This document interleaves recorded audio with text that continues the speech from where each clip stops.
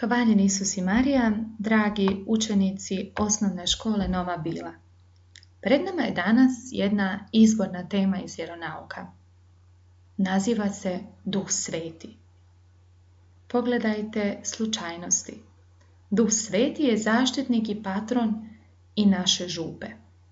Pa ćemo se danas malo pozabaviti sa tim Duhom Svetim kojeg možda i ne poznajemo baš najbolje. Pođimo.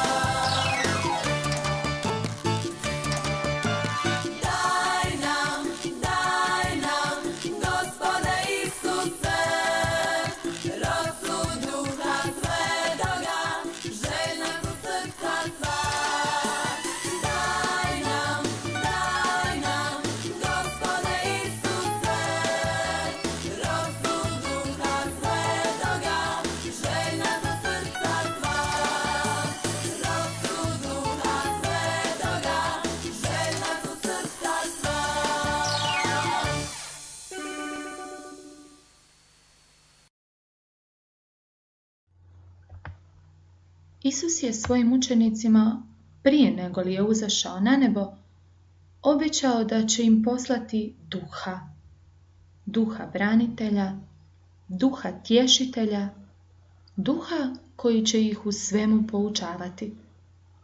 Danas ćemo pokušati otkriti kakav je to duh.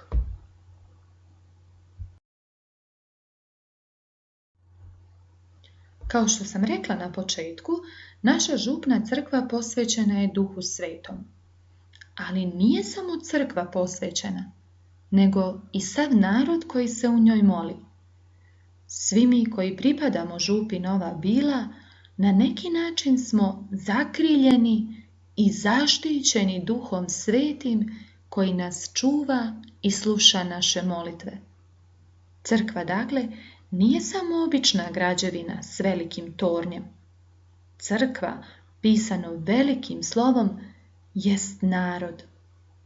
Svi mi koji smo kršteni u ime Oca i Sina i Duha Svetoga nazivamo se crkvom.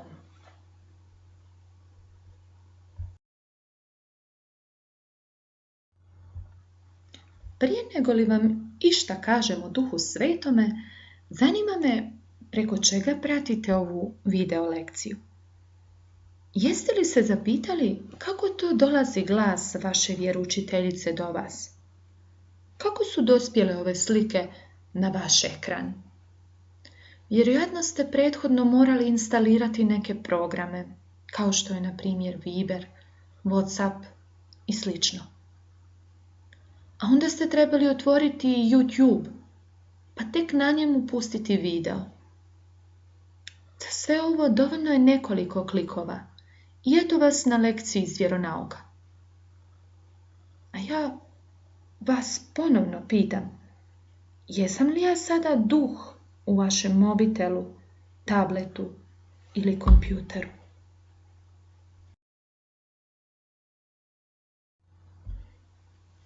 Kad kažem duh, možda se u nekima od vas pojavi strah. Duh je nešto što ne vidimo i može doći odjednom i prepasti nas. Ali to nije Duh Sveti. Duh Sveti ne dolazi kao strašni duh. I ne dolazi kao moj glas negdje izvana preko slušalica vašeg mobitela. Duh Sveti nalazi se u vama. Svaki put kada načinimo znak križa, spomenemo Duha Svetoga. Pokušajte se prisjetiti u ime Oca i Sina i Duha Svetoga. Na taj način pozvali smo Duha Svetoga da dođe u naše srce. A kad se Duh Sveti nastani u nama, onda postajemo dobri ljudi.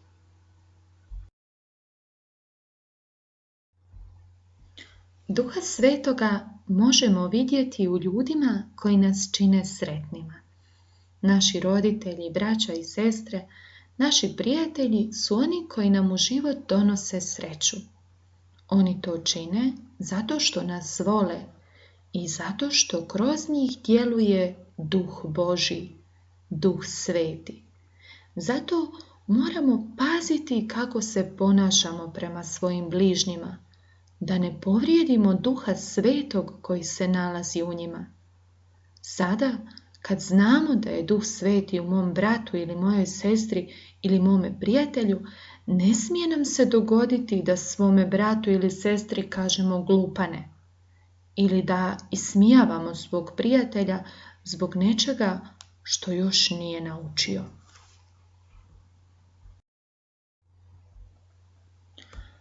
A kako ćemo mi pokazati da i u nama prebiva Duh Sveti?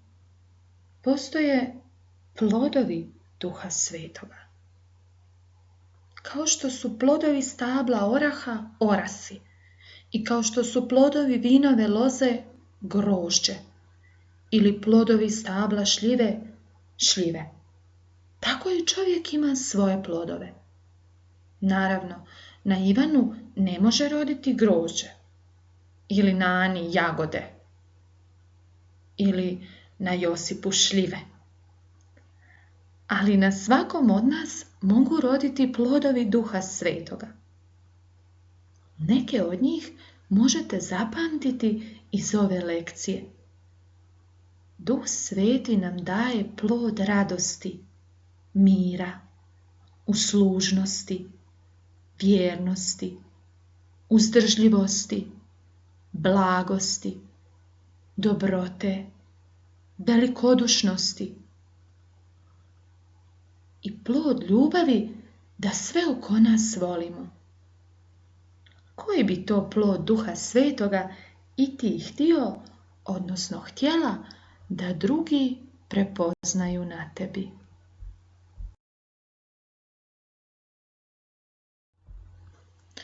Pretpostavljam da ste bili u nekoj crkvi koja ima sveca za zaštitnika, pa onda na oltaru možete vidjeti kip svetog Ante ili svetog Ive ili svete male Terezije.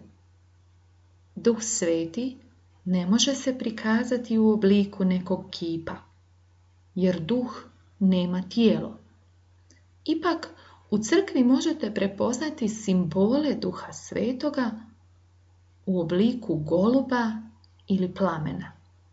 Kad je Duh Sveti sišao na apostole, učinio je to u obliku plamenih jezika, a kada se čuo glas Božji s neba, pojavio se jedan bijeli golub kako bi ukazao da se radi o Božjem glasu.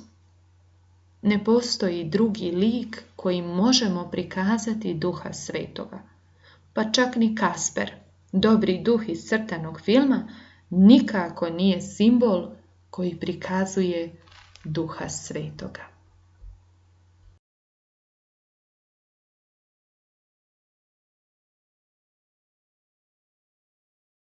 Za domaću zadaću imate mogućnost izbora. Postoji 5 zadataka koje sam vam ponudila. Vi možete odraditi samo jedan, a možete i više. Prvi zadatak je posjetiti crkvu Svetoga Duha u Novoj Biloj 31. svibnja na Patron. Sveta misa će biti vani u 11 sati, pa mislim da neće biti problem sudjelovati, a bit će i ujutro u 8 sati jutarnja sveta misa u crkvi. Drugi zadatak je otpjevati pjesmu Duhu Svetom. Moći ćete ga odraditi već sada na kraju ove lekcije, pjevajući zajedno sa mnom Ti dao si nam čvrstu riječ. Vjerojatno vam je poznata ta pjesma. Treći zadatak je da u svoje bilježnice nacrtate jednu voćku koju najviše volite jesti i u nju upišete jedan plod Duha Svetoga kojeg ste zapamtili iz ove lekcije. Također u svoje bilježnice možete i napisati molitvu Duhu Svetom. Sada kad ste upoznali tko je to Duh Sveti, kada ste se sprijateljili s njim, mogli biste mu nešto i napisati. I peti zadatak koji možete odabrati jest da napravite jednu čestitku crkvi koja sada u nedjelju na blagdan duhova slavi svoj rođendan. Sretno u izradi zadataka. Nadam se da ste se prisjetili pjesme koju sam vam pripremila za kraj i da ste se prisjetili pokreta koje smo izvodili pjevajući ju. Sada vas molim da ustanete, načinite znak križa zajedno sa mnom i zajedno sa mnom pjevate pjesmu Duhu Svetom. U ime Oca i Sina i Duha Svetoga. Amen.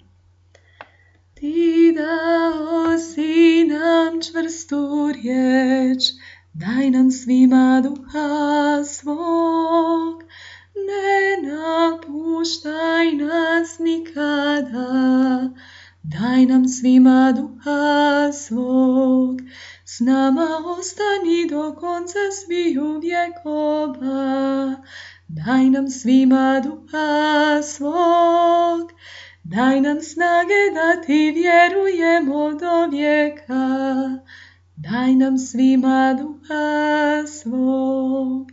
A sad vi. Ti dao si nam čvrstu riječ, daj nam svima Duha svog, ne napuštaj nas nikada, daj nam svima Duha svog. U ime Oca i Sina i Duha Svetoga. Amen. Hvala na pozornosti i ostanite dobro i dobri.